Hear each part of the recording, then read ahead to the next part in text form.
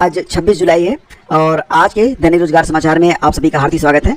तो फिलहाल तो यूपी में शिक्षक भर्ती के लिए जानकारी जो मिल रही है उसके मुताबिक शिक्षक भर्ती के लिए 30,000 पद टीजीटी और पीजीटी में आ रहे हैं। 30,000 पदों की बात यहाँ पर हो रही है।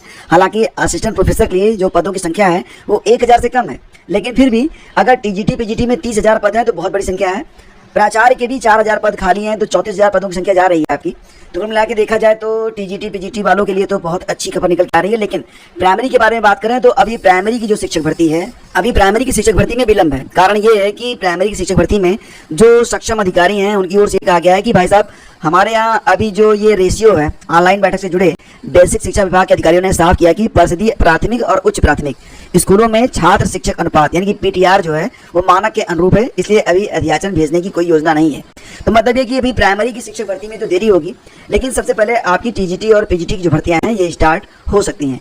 फिलहाल आपको पता है कि 2 दिनों तक लगातार बैठक चली है और कल यानी कि 25 जुलाई को जो अध्याचन वाला मैटर था वो क्लोज हो चुका है। अध्याचन को फाइनल कर दिया गया है।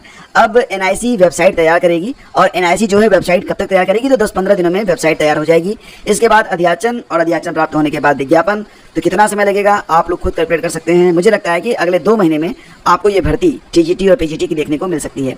साथ ही साथ आपको 850 पदों पर जो यूपीएचईएससी के द्वारा भर्तियां होती थी पहले, यानी कि जो अशासकीय डिग्री कॉलेज हैं उसमें असिस्टेंट प्रोफेसर के लिए विज्ञापन जारी हो सकता है। पदों की संख्या पहले 1,000 बताई जा रही थी, लेकिन फिलहाल अब संशोधन के बाद इसमें सीटें घटी हैं और लगभग 850 सीटों पर अध्याचन प्राप्त हुआ है। अशासकीय सहायता प्राप्त महाविद्यालयों में प्राचार्यों के भी तकरीबन 100 पद रिक्त बताए जा रहे हैं। आज के अखबारों में आपको सारी जानकारी मिल गई होगी, लेकिन यहाँ पर कहा गया कि बेसिक और अटल आवासीय विद्यालयों में लगेगा समय। तो 2 बातें यहाँ पर कही जा रही हैं कि आयोग को परिषदीय विद्यालयों में सहायक अध्यापक के पदों पर भर्ती करनी है। बेसिक शिक्षा विभाग के अधिकारियों को अवगत कराया गया कि विभाग में रिक्त पदों के सापेक्ष आरक्षण संबंधी बिंदुओं के निराकरण की प्रक्रिया चल रही है। जल्द ही प्रक्रिया पूरी कर ली जाएगी और ई अध्याचन का प्रारूप तैयार कर लिया जाएगा।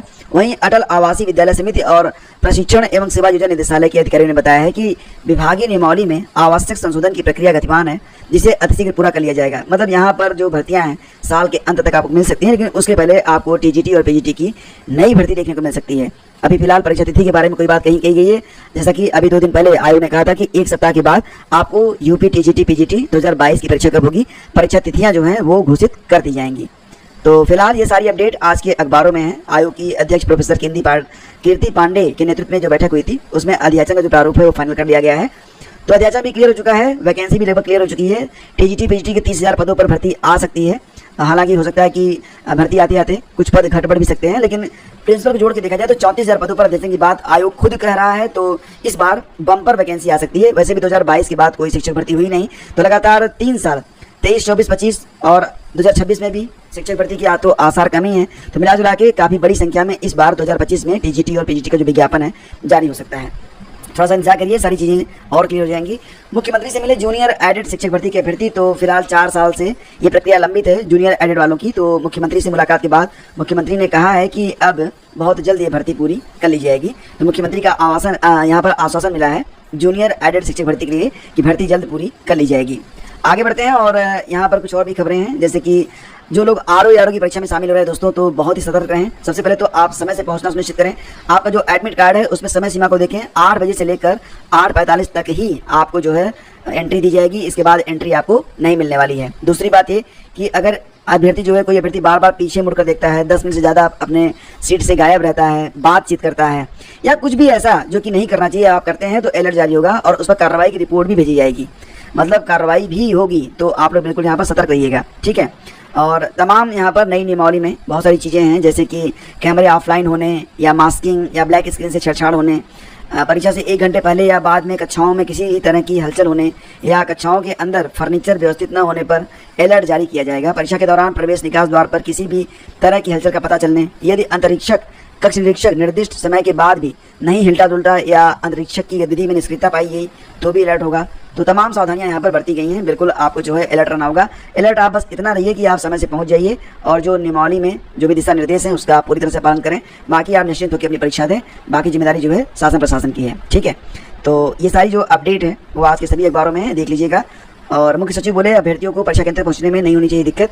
हालांकि ये भी कहा गया है कि बसें भी चलाई जा रही हैं, अतिरिक्त बसें चलाई जाएंगी। साथ ही साथ ये भी कहा जा रहा है कि ट्रेन भी चल रही है, कुछ ट्रेनें भी चल रही हैं। तो समय से पहुंचना सुनिश्चित करें। अगर दूर है तो थोड़ा पहले से आप लोग निकल जाएंगे तो अच्छा रहेगा। इसके बाद जैसे कि यहाँ पर खबर और भी है, चलिए उसको भी देख लेते हैं। जैसे कि सभी कोचिंग संस्थानों को कराना होगा पंजीकरण। तो यहाँ पर सुप्रीम कोर्ट ने शुक्रवार को ये गाइडलाइन जारी की है कि देश भर में सभी कोचिंग संस्थानों को अनिवार्य रूप से पंजीकरण कराना पड़ेगा। और साथ ही साथ शीर्ष अदालत ने भी कहा कि सभी राज्यों और केंद्र शासित प्रदेशों को 60 दिन के भीतर सभी निजी कोचिंग सेंटरों के लिए छात्र सुरक्षा मानदंड और शिकायत निवारण तंत्र बनाने वाले नियम कानून अधिसूचित करने का आदेश दिया गया है। इलाहाबाद विश्वविद्यालय में यूजी प्रवेश के लिए 54,000 रजिस्ट्रेशन हो चुके हैं। आज अंतिम तिथि है, आपको पता है लास्ट डेट 26 जुलाई है, तो ध्यान रखिएगा इस बात का। और जितने भी लोग अभी तक फिलहाल आवेदन नहीं कर पाए हैं, आज कर लें। आज के बाद जो रजिस्ट्रेशन प्रक्रिया है ये बंद हो जाएगी। एडेड महाविद्यालयों में 850 पदों पर भर्ती होने जा रही है, इसकी असिस्टेंट प्रोफेसर की। और एडेड डिग्री कॉलेज प्राचार्य के भी 100 पदों पर भर्ती की तैयारी है। तो आप बिल्कुल तैयार रहें।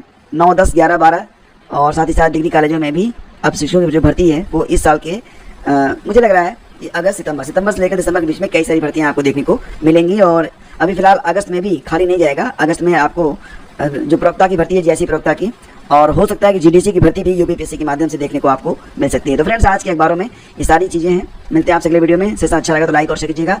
और आर ओ जितने भी अभ्यर्थी तैयारी कर रहे हैं सभी को best of luck. Thank you.